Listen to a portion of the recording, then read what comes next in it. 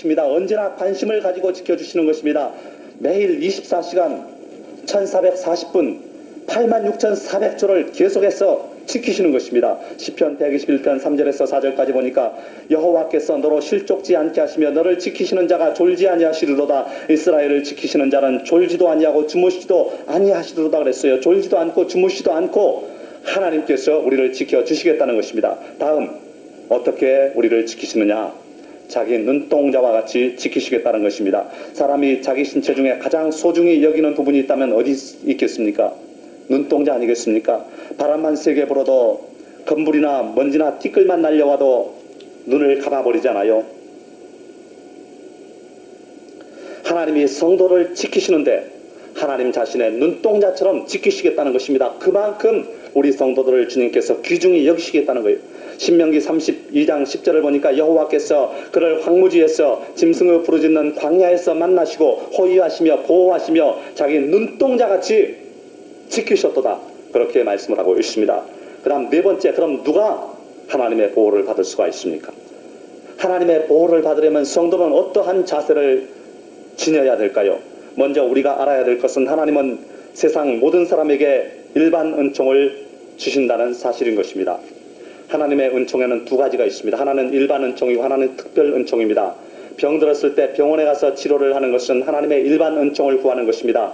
또 하나님의 능력을 구하면서 기도하는 것은 특별 은총을 구하는 것입니다. 그러나 병원에서 고침을 받았다고 믿음이 없는 것이 아니고 하나님의 은혜를 무시한 것도 아닙니다. 다만 일반 은총의 방법을 사용한 것뿐인 것입니다. 그러나 기도로 고침을 받는 것은 하나님의 특별 은총에 속하는 것입니다. 그러면 하나님의 특별 은총을 구하는 사람은 믿음이 더 좋으냐? 그것도 아닌 것입니다. 이 두 가지가 모두 다 하나님의 방법이기 때문에 모두 하나님의 뜻에 순응한 것뿐입니다. 다만 조심할 것은 병원에 가더라도 기도하는 것을 잊지 말아야 하고 이런 일반 은총의 방법도 하나님께서 쓰시는 방법이라는 사실을 잊어서는 안 되는 것입니다. 그러면 하나님은 기도하면 모두 고쳐주시느냐? 그렇지도 않습니다. 어떤 경우에는 특별 은총보다 일반 은총을 사용할 때가 더 빠르고 좋을 때가 있습니다. 하나님의 사역에서 거의 전부가 일반 은총을 통하여서 역사하신다는 사실을 하는 것은 매우 중요합니다. 시작하면 밥을 먹어야 되고 피곤하면 잠을 자야 되고 24시간 숨을 내쉬면서 사는 것은 모두 다 일반 은총에 속합니다. 쉽게 말하자면 우리의 육신적인 삶은 거의 100%가 일반 은총인 것입니다. 그러면 우리의 영적인 생활은 모두 특별 은총입니까? 그것도 아닙니다. 하나님은 말씀을 우리에게 주시되 직접 계시를 통해서 주시는 것이 아니라 사람의 글로 써서 주셨어요. 그러면 하나님의 말씀을 읽고 알기 위해서는 어떻게 해야 됩니까? 글을 깨우치고 공부를 해야 됩니다. 이것은 특별 은총이 아니라 일반 은총에 속하는 것입니다. 말씀을 주시고 뜻을 전달하는 것까지 하나님은 일반 은총의 수단을 사용하시는 것입니다. 그러면 그의 나라를 확장하고 또 사람의 영혼을 구하는 일은 어떤 방법을 동원하십니까? 그것도 특별 은총의 방법보다는 일반 은총의 방법을 더 많이 사용하십니다. 즉 성도들의 열심 있는 봉사와 섬김 그리고 전도를 통하여 하나님은 그의 나라를 세워가시고 확장하시며 택하신 백성들을 불러 모으시는 것입니다. 그러면 어떤 때에 특별 은총이 가장 잘 나타납니까? 그것은 복음 전파의 과정인데요.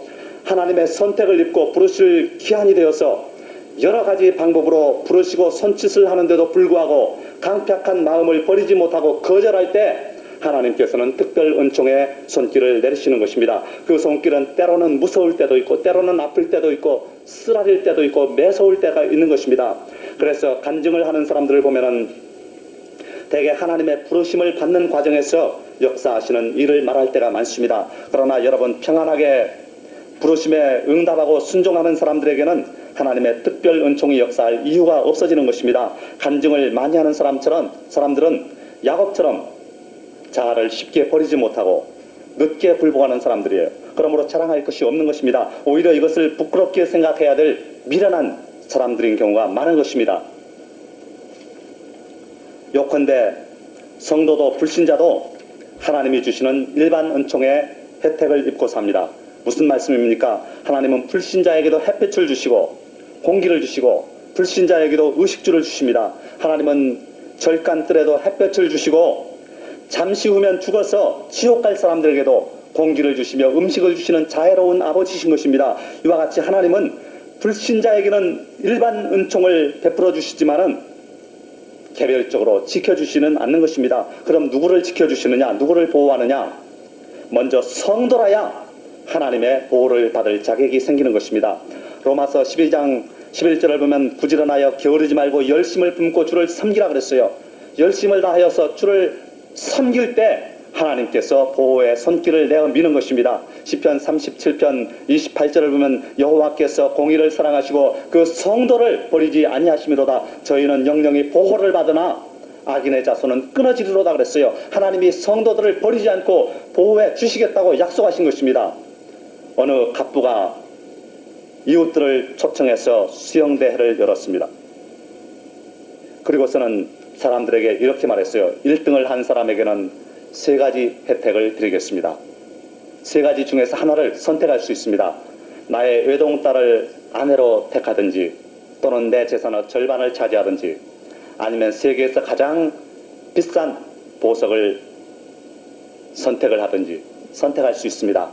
그 말을 듣고 사람들은 너도 나도 금방 뛰어들 것 같은 기세였습니다. 그때 이 갑부가 이런 위협적인 말을 했습니다. 이 연못 안에는 열흘이나 굶긴 악어 50마리가 있습니다. 그리고 물리면 5분 이내로 죽게 만드는 독뱀이 100마리가 들어있습니다. 그 말을 듣고 모든 사람이 주춤주춤하면서 물러섰습니다. 그런데 딱 한 사람이 용맹스럽게 뛰어들어서 무사히 수영을 마쳤어요. 그래서 이 갑부가 말하기를 약속한 3가지 중에 하나를 고르시오. 그러고 말을 하자 이 사람은 그 말은 들은 척도 않고 많은 사람들을 향해서 이렇게 말했습니다. 누가 내 등 뒤에서 나를 떠밀었어? 자기 의사로 들어간 것이 아니었어요. 여러분, 우리는 큰 상을 바라보면서 신앙의 경주장에서 다른박질을 하고 있는 것입니다. 그러나 이 길은 험하고도 좁은 길입니다. 누가 우리의 등을 떠밀어서 이 길을 걷게 하셨습니까? 우리의 의사로 들어온 길이 아닌 것입니다. 바로 예수님께서 우리의 등을 떠밀어서 이 경주를 하게 만드는 것입니다. 예수님이 우리와 함께 하시면서 무사히 이 길을 끝까지 걷도록 지켜주시는 것입니다. 다음, 하나님을 사랑하는 자가 하나님의 보호를 받을 수가 있는 것입니다. 시편 145편 20절을 보니까 여호와께서 자기를 사랑하는 자는 다 보호하시고 악인은 멸하시리로다 그랬어요. 하나님을 사랑하는 자를 하나님이 보호해 주시는 것입니다. 로마서 8장 28절을 보면 하나님을 사랑하는 자 곧 그 뜻대로 부르심을 입은 자들에게는 모든 것이 합력하여 선을 이루느니라 그랬어요. 하나님을 사랑하는 자는 하나님이 보호해 주심으로 모든 일이 형통하고 선을 이룬다는 것입니다. 그 다음 누가 또 보호를 받느냐? 성실한 자가 보호를 받겠다는 것입니다. 시편 31편 23절을 보니까 여호와께서 성실한 자를 보호하시고 교만히 행하는 자에게 엄중히 갚으시느니라 그랬어요. 성실한 자가 하나님께 보호를 받겠다는 것입니다.